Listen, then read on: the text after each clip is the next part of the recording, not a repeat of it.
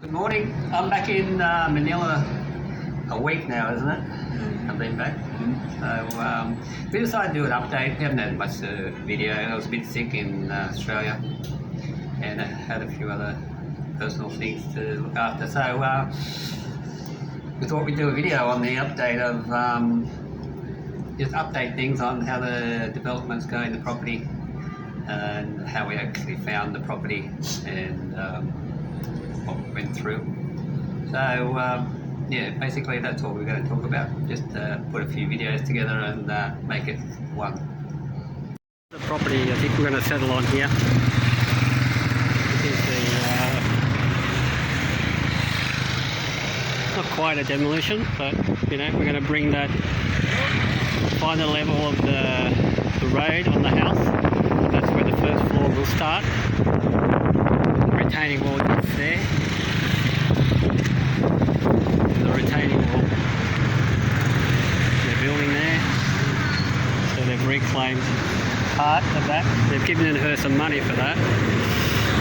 So we'll maybe where that 151 is there, that's where the new the level of the first floor will be.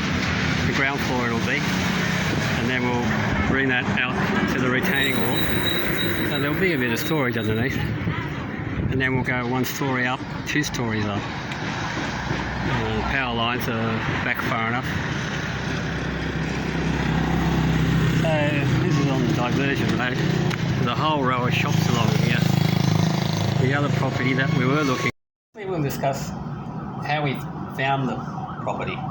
And don't mind me interrupting Eralene, because Eralene likes to tell you a really long story and give you every single detail, like it's a criminal investigation, right? And the video will go on for 2 days. So what we did, you found the property. Yeah. And where did you find the property? Where did you find the property? How did you find it? A marketplace or? The agent. The agent. Yeah, but where did you find the agent? See, this is what The agent I found in a marketplace. That's what I said. So why did you say marketplace? So anyway, we found her on marketplace. The property. And she showed us 2 properties along the highway. We were looking for a property along the highway to do a commercial development and a residential development. Somewhere where we can stay and have a business, and if no one came to the business, it didn't matter, because you know we're going to be growing vegetables and try and raise a few animals there and have a dog, possibly have a dog. Yeah, and a business. So we found 2 properties actually in the one street along the highway, 4-lane highway. 4-lane highway or is it 2 lanes? 4 lanes. 4 lanes. And just 100 meters away. One property was down the end, so, in a strip of houses, in a strip of shops, and across the road was the Wilcon depot, and one property that was 80 square metres was up one end, and the other one was 180 square metres, but that wasn't a commercial property, that was just a residential house. Yeah. So we didn't like the second property, mainly because there was construction going on,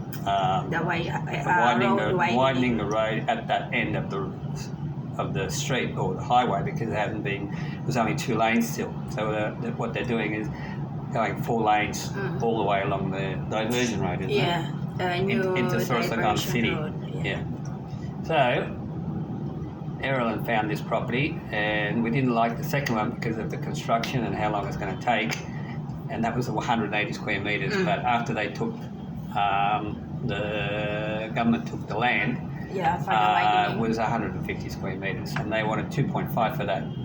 So we went back to the other one,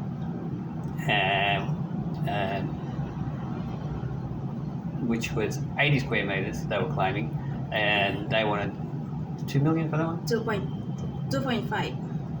2.5, okay. Anyway, a bit more bargaining and a couple of more visits to that property. We found out they didn't have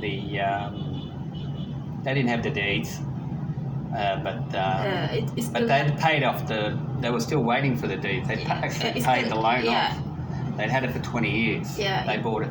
and it's still not titled. But they're still not titled. So they had to go through the process of getting the title from where? From The developer. Yeah, right? from the corporation. From the corporation. Yeah. Okay. So anyway, so we went ahead and we agreed on 1.5 in the end, didn't we, on that property? After 1.5. 1.6. Yes. 1.6. Okay. 1.6 after we found out it was only 60 square meter. 64. 64, yeah. Yeah, square metres. I measured it up and it's only a square building. So And they want down payment for 1 million. they wanted 1.2. 1.2 Yeah, and I don't Down want payment. to give them down payment. without giving us anything. But they were going to let us move in, weren't they? Yeah, they want to start renovation, but Yeah. in the secret. No one will Yeah. know. Well, we don't need to know. I don't know what that was all about. But anyway, they started to get a little bit unaccommodating, and they giving us a hard time.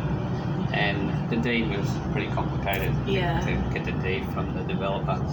So Because they still have to wait the neighbor to pay the rest, and then they will get okay. together the All right. title. So cut a long story short, Eralene saw the second property again on Marketplace for 2.5 first. 2.5. Yeah. No, that's the first time you found 2.5. Yeah. You saw it again, Yeah, I saw For it how again much? for 1.8. 1.8. And then you And- contacted the agent. No, not yet. And then after 3 days, 4 days, I saw it again. It's 1.5. So who was advertising at 1.5? The owner. The owner was advertising 1.5. Okay. So cut a long story short, we went and had a look at it. The road construction was going along pretty smoothly. Yeah. They demolished already They demolished. There was a surrey in front, Yeah. and they were completing The road. the wall, the retaining wall, and up until now, it's already done. Footpath's in, isn't it? Everything's Yeah. finished. Yeah. And they put this stupid mongrel staircase, like it's a dinosaur, going down to our property from the road, which will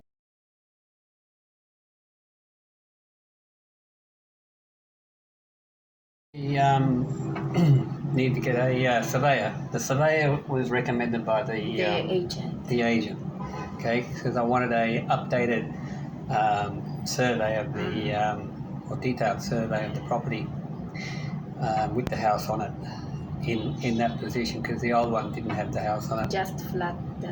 Yeah. Anyway, it needed to be updated, and so that we did agree to share the costs with the Owner. owner. So that would cost us 15,000 plus 12% VAT. Do you know how much the VAT was? No, he just asked 15. The VAT.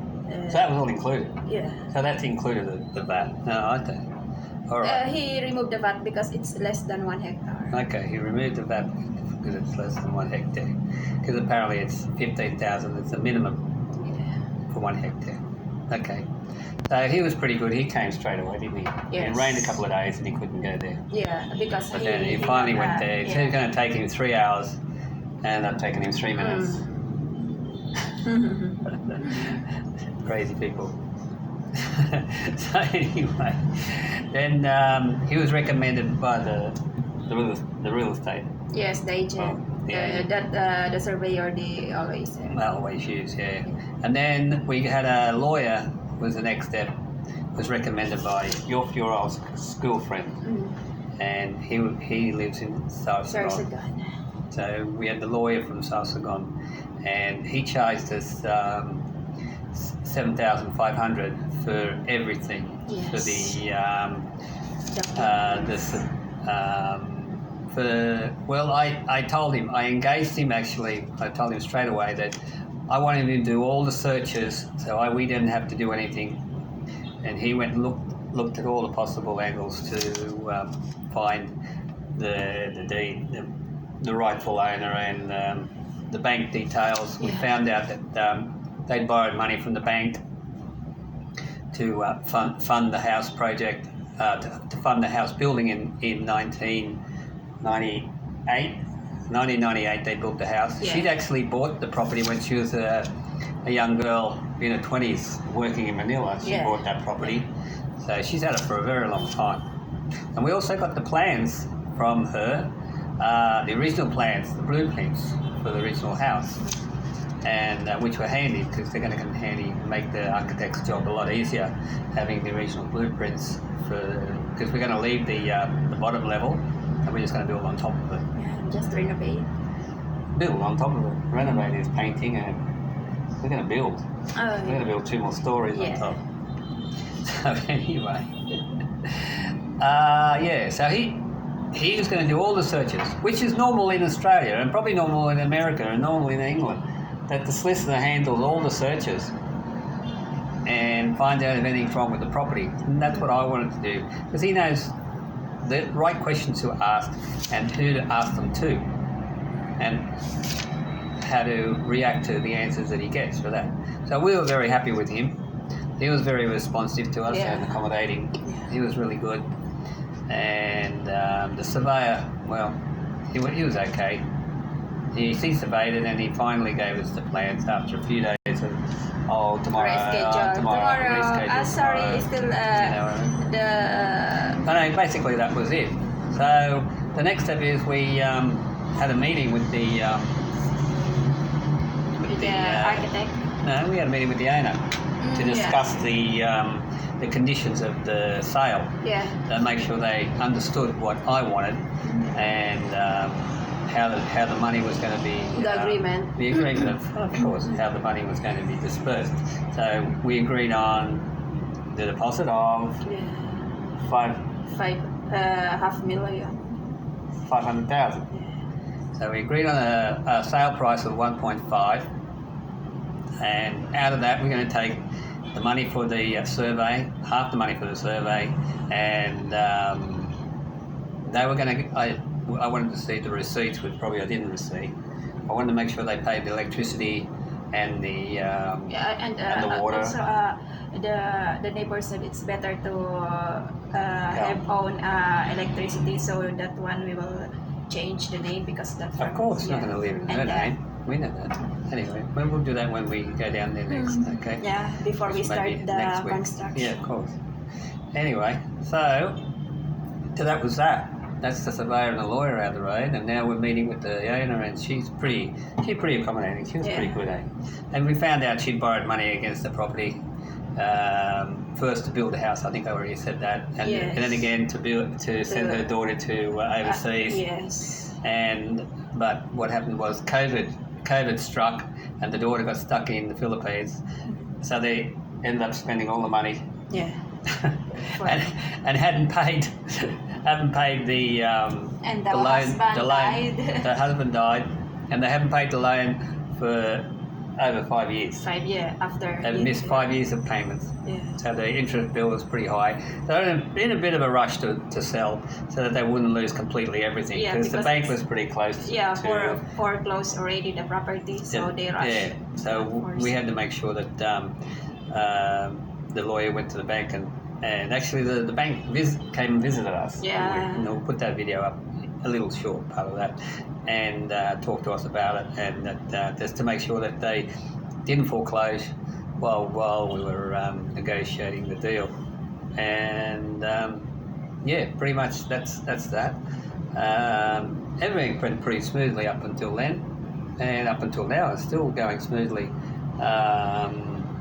We were just lucky she was in a rush to sell, so we got it at a fairly good price. Yeah. Especially being on the highway there. Yeah, it's already commercial property. So anyway, and then we went to we organised to go to the Barangay Hall to do all the settlement, and that was, and the people who attended that was the owner, Eralene, and myself, and the tenant and the lawyer and the barangay councillor. Yes, because the And she barangay would be the complaint mediator. is not there, so the Yeah. councillor. She would be the mediator. And I couldn't understand why the tenants were there, but apparently the owner is obligated to give her money Yeah. out of the sale. Work that one out. She's going to give her 200,000, she said. Yeah. Maybe that. Because she had first option of buying the property, but she didn't have the money. Yeah. So I don't know how it works. Or maybe they gave money to the owner because he said they want to buy that property, but they don't have enough money. Maybe. Okay. All right. Anyway, they didn't have enough money. They're going to give him 200,000, and I don't know the details of that. Maybe. But there's always something. Yeah. Okay. So now you're going maybe. We don't know. That They doesn't give matter. up because Doesn't it's matter. foreclosed. I don't know. All right. So that's pretty much it. Now we're up to the architect. We found a good architect after giving the plans to the first guy, and he wasn't very good at communicating. So I asked him to give our plans back. Then we engaged another architect, and he was not very accommodating either, was he? So we got the plans back off him again, and Eralene's friend, the same guy we got the lawyer from, he had a school. He wasn't your school buddy. He's a relative of your school friend, and he was only a young fella. How old was he? Maybe 30, 30 plus, Yeah. I think. And he was very. The architect. Yeah. He looks older than that. In his photo. I'm older than I haven't met him, and because I flew back to Australia and let Eralene handle Maybe the 35 meeting with the he- architect, and I just talked to him over Facebook, and we knocked the drawings together over a period of about 2 weeks. He And- just looked like matured. Oh, okay, he looks mature. Okay, so he was very accommodating, and he was very, very good with his communication skills. And he got back to me when I asked him to, and he changed this when I asked him to,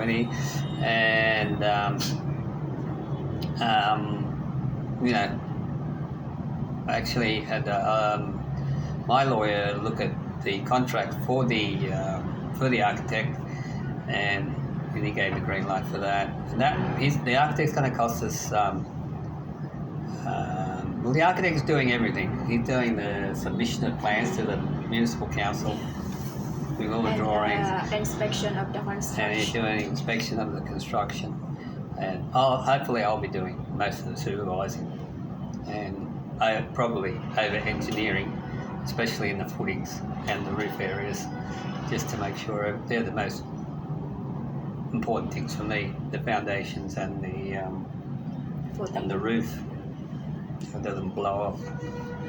And so we're a month into it, and he's just about finished the final drawings.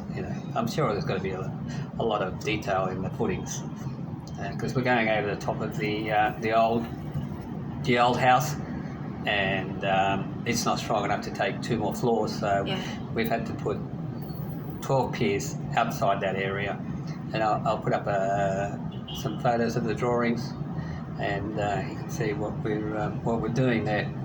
So pretty much that's it. So we're gonna put a carport in, which is going to be also a al fresco dining area for our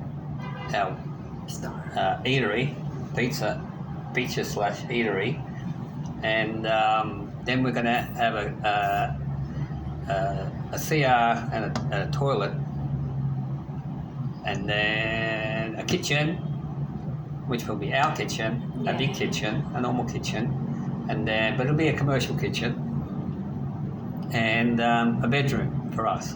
And at the front, we're going to have Commercial space. two rentable commercial spaces, around about 12 square metres each. And then upstairs on top of that is 2 more spaces and a CR and a shower area and a dressing.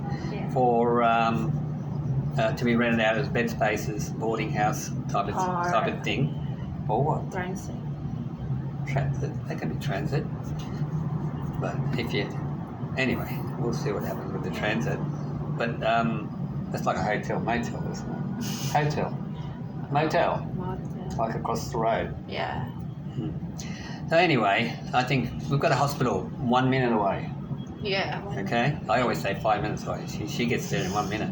Yeah, because you just. Yeah, I'd like to see you get there in 1 minute. You just go across the road. Anyway, so we can rent them out to nurses, and then downstairs that's existing.